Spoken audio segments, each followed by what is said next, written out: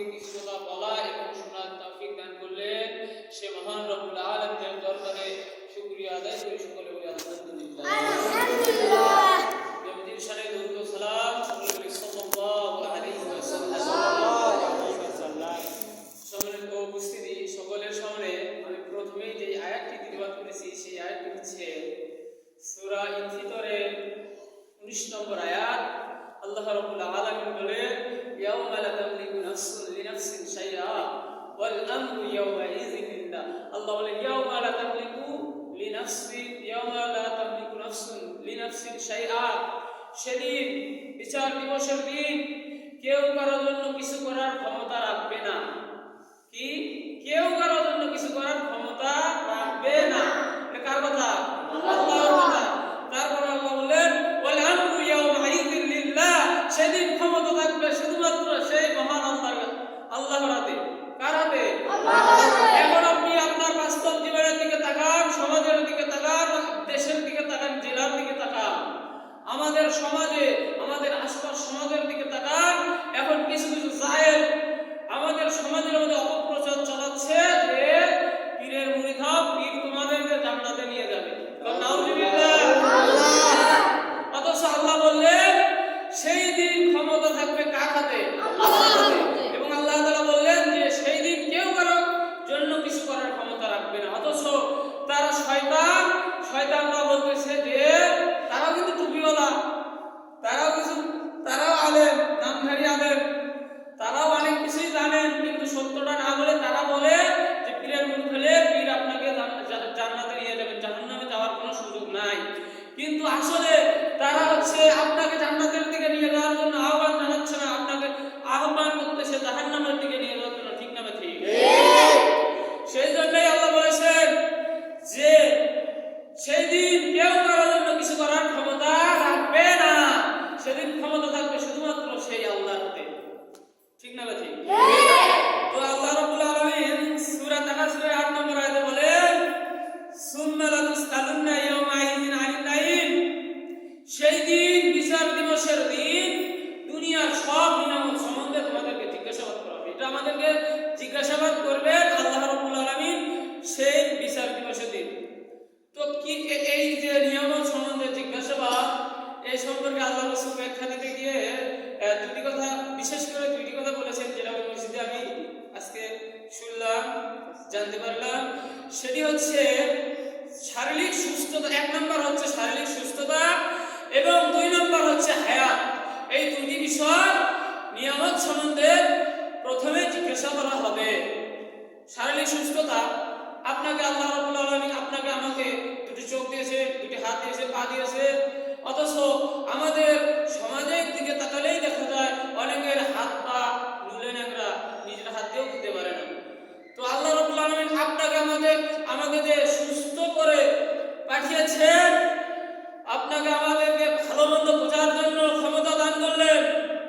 অথচ আমরা সেই ভালো মন্দ বোঝার ক্ষমতা পাওয়ার পর, আমাদের হাত, চোখ, মুখ সবকিছু আমরা নিয়ামত স্বরূপ পাওয়ার পর, আমরা আমাদের মেধা মনকে খাটাইলাম কোন দিকে? আল্লাহর পথে না খাটিয়ে খাটাচ্ছি শয়তানের পথে। তাহলে আমাদেরকে যে যখন আল্লাহ বলবেন যে আমাদেরকে জিজ্ঞাসা করবেন আমাদের নিয়ামত সম্বন্ধে, তখন আমরা কি সঠিক উত্তর দিতে পারবো? নিশ্চয়ই পারবো না। আর দ্বিতীয়ত কথা হচ্ছে হায়াতের বিষয়ে। আল্লাহ যখন জিজ্ঞাসা করবেন তোমাকে যে হায়াত দেওয়া হয়েছে, তোমাকে 2টি নিয়ামত, প্রধানত 2টি নিয়ামতের মধ্যে প্রথম নিয়ামত দেওয়া হয়েছে শারীরিক সুস্থতা, কোনো প্রকার ত্রুটি তোমাকে দেয়নি। তারপর দিয়েছে তোমাকে হায়াত। সেই হায়াতের দুনিয়ার মধ্যে তুমি যতটুকু হায়াত আমি আল্লাহ তোমার জন্য নির্ধারণ করে তোমাকে দুনিয়ার জীবনে পাঠিয়েছি, সেই হায়াতের দুনিয়ায় তুমি সুস্থ থাকার পরেও আমার পথে, আমার যে সকল বিধিবিধান এগুলো মানার পথে কতটুকু সময় ব্যয় করেছো। সময় যদি না ব্যয় করে থাকো তাহলে আপনার আমার ঠিকানা হবে জাহান্নাম। তো আসুন প্রিয় ভাইরা, আমরা যেহেতু শারীরিক সুস্থতাও পেয়েছি, এটাও একটা নিয়ামত, হায়াতও পেয়েছি, এটাও একটা নিয়ামত। এই দুটি বড় নিয়ামত সম্বন্ধে আল্লাহ রাব্বুল আলামিন প্রথমে জিজ্ঞাসিত করবেন। তো এই 2টি নিয়ামত আমরা আল্লাহর আদেশ, আল্লাহর যে বিধিবিধান, এই পথে কাটিয়ে যাওয়ার চেষ্টা করি এবং আল্লাহ রাব্বুল আলামিন আমাদেরকে তার দেখানো পথে, তার রাসূলের দেখানো পথে চলার তৌফিক দান করুন। সকলে বলি আল্লাহুম্মা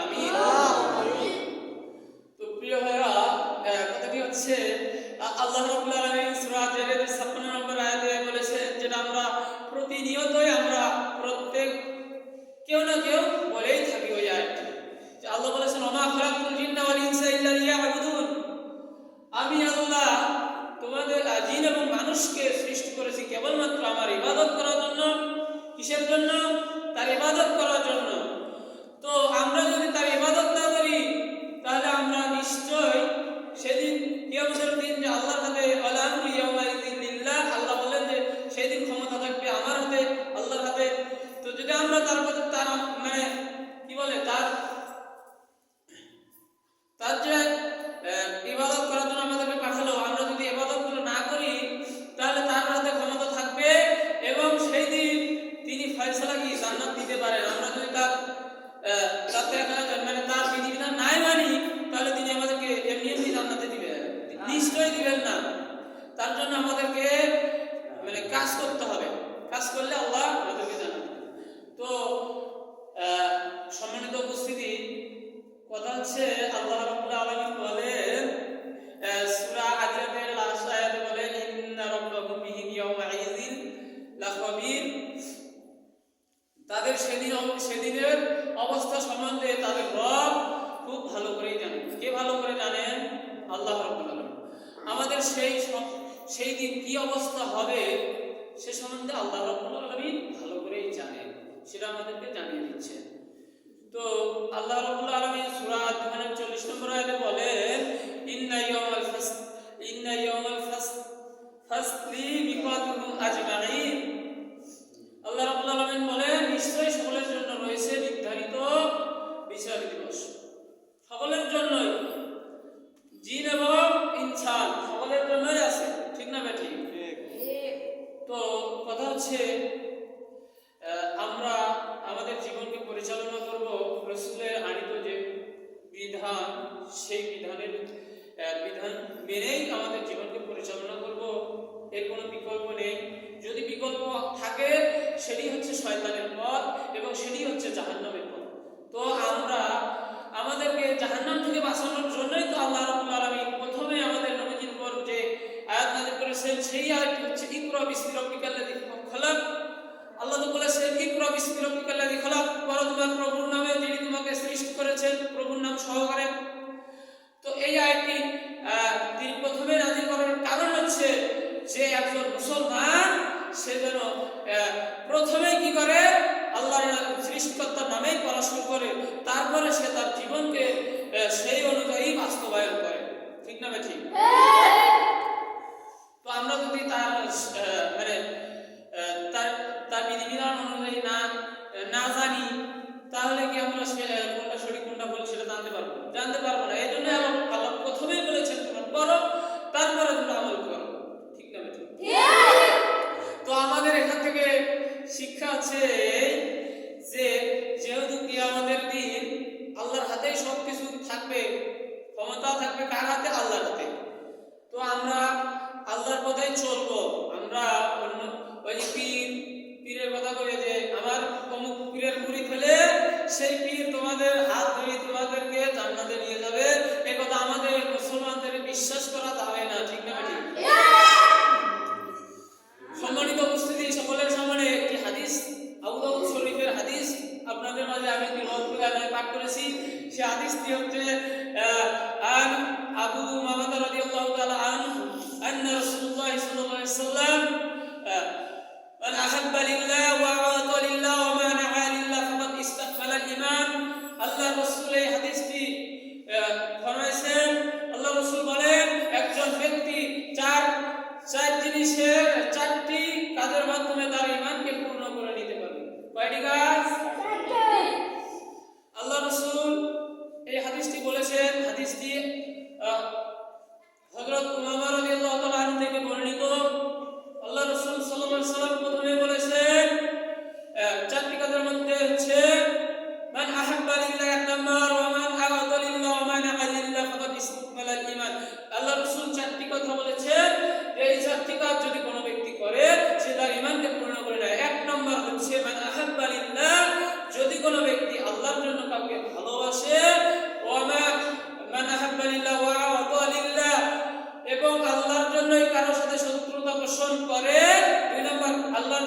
কারোর সাথে আল্লাহর সন্তুষ্টির জন্যই কারোর সাথে শত্রুতা পোষণ করে, ফাকাদ ইস্তাকমালাল ঈমান, সে তার ঈমানকে পূর্ণ করে নিল। সুবহানাল্লাহ।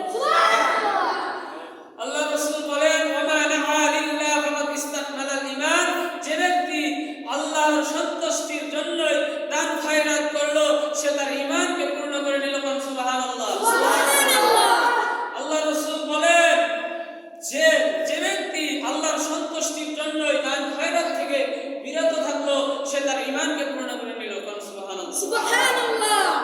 তো এখন এখান থেকে কথা হচ্ছে দান খয়রাতের বিষয়টাও এখানে এসেছে।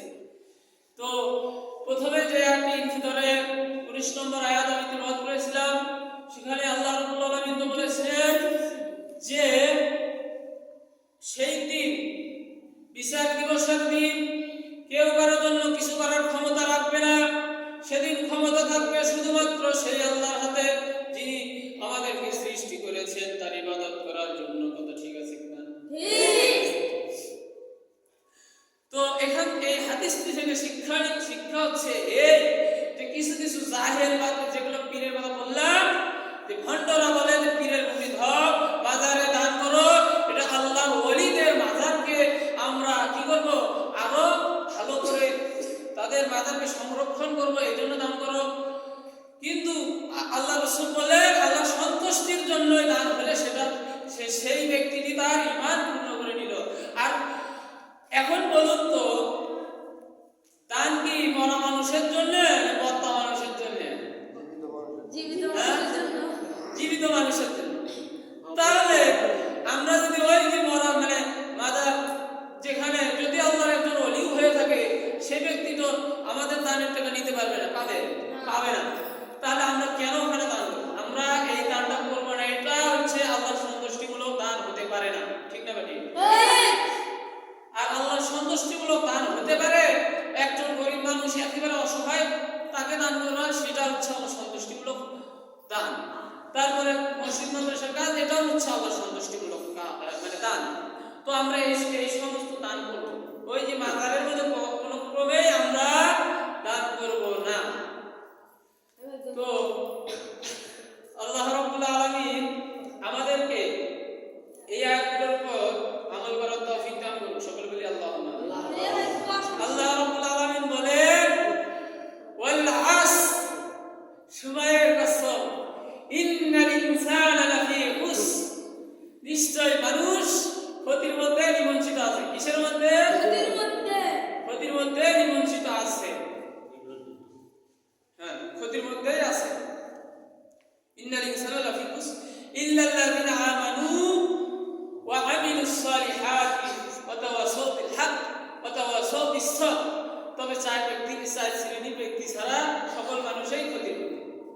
ইল্লাল্লাযিনা আমানু, যারা ঈমান এনেছে, ওয়া আমিলুস সালিহাত, এবং আমলে সালেহ করে, ওয়া তাওয়াসাউ বিল হক, এবং হকের পথে চলে, ওয়া তাওয়াসাউ বিস সবর, বিপদে আপদে ধৈর্য ধারণ করে, সবর গ্রহণ করে।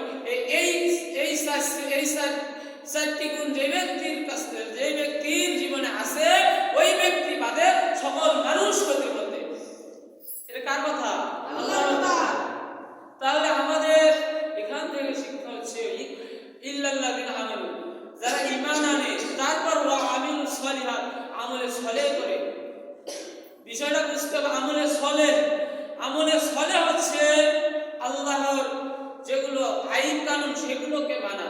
এর বিরুদ্ধে, এর বাহিরে ওই যে শয়তানের পথ, যেগুলো অল্প একটু আগেই আলোচনা হলো, মাজার, পীর, হ্যাঁ, এগুলো আমাদেরকে মানা যাবে না। তারপর আল্লাহ রাব্বুল আলামিন বলেন যে ওয়া আমিলুস সালিহাত ওয়া তাওয়াসাউ বিল হক, হকের পথে চলে। হকের পথ হচ্ছে এই ইসলামের পথে চলা, এবং ইসলাম কায়েমের জন্য সে নিজেকে সদা সর্বদা কি করে? নিজেকে সদা সর্বদা ইসলামের পথেই রাখে এবং ইসলাম কায়েম করার কাজে ব্যস্ত রাখে। এটা হচ্ছে আমলে সালেহ।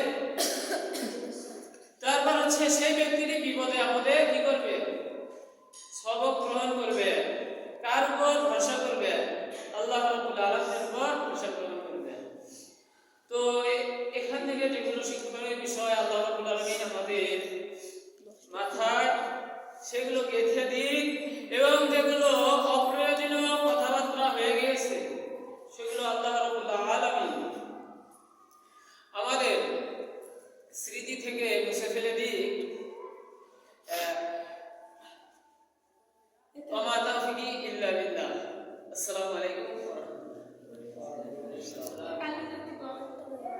বারাকাতুহু।